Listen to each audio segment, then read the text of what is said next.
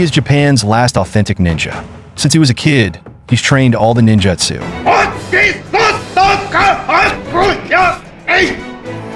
mastering all sorts of assassination weapons. He can throw a shuriken and hit a target 20 meters away, and killing a person is very easy for him. But he refuses to take on students. He'd rather let the ninja fade away. Ninja was a common occupation in Japan's warring states and Tokugawa shogunate eras. At first, people just learned ninjutsu to gain freedom, independence, and respect.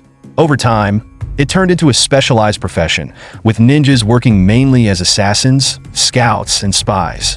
To become a ninja, you'd have to train in a wide range of skills: survival tactics, poisons, explosives, physical conditioning, and stealthy movement. It could take up to 10 years. As you improved, you'd move up from Genin to Chunin, eventually reaching Jonin. The ninja was only considered a ninja when on a mission. Outside of that, they were just regular people, a farmer, a doctor, maybe a teacher. Ninjas had many different clans, but the most well-known were the Ida and Kōga clans. Kawakami Jinichi, the 21st head of the Kōga clan, carries on a tradition of ninjutsu that's over 500 years old. He lives in a training hall in this place. His regional daimyos once sent ninjas for training. Kawakami is an engineer born in 1950 with no ninja background.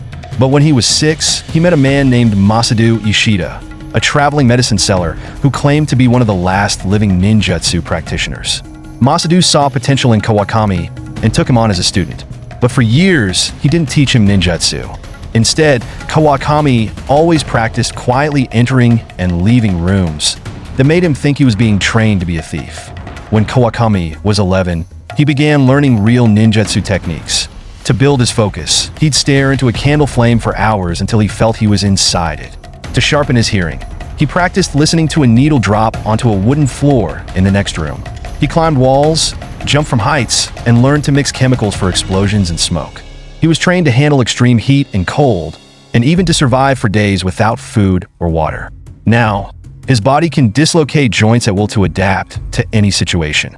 Over time, Kawakami's talent became clear.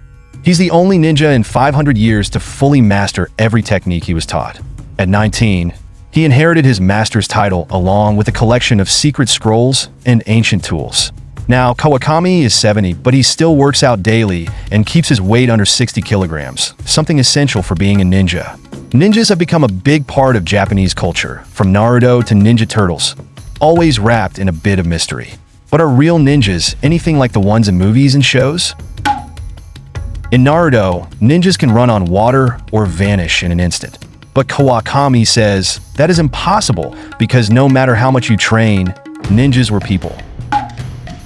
Ninjas mainly worked at night, sneaking around while enemies were asleep. To avoid tripping in the dark, they developed a special, stealthy step.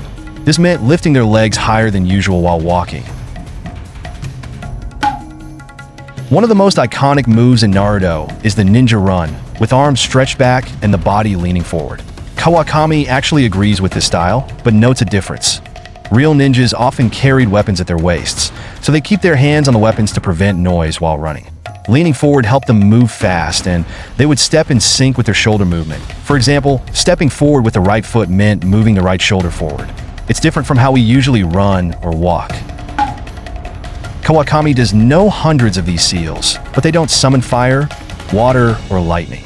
In reality, the hand seals have Buddhist meanings and are used as a way to pray for protection and mission success. Ninjas had a variety of weapons, many adapted from farming tools. The most common ones were swords, bows, and spears. Long samurai swords were rarely used because they were cumbersome. Instead, shorter swords were more practical for both offense and defense. Shuriken weren't commonly used.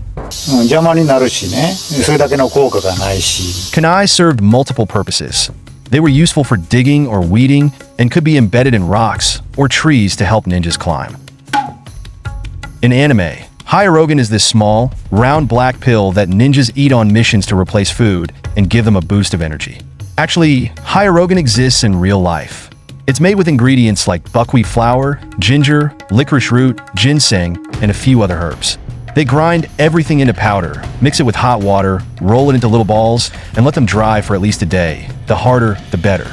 Supposedly, eating 3 a day gives ninjas the enough nutrients they need.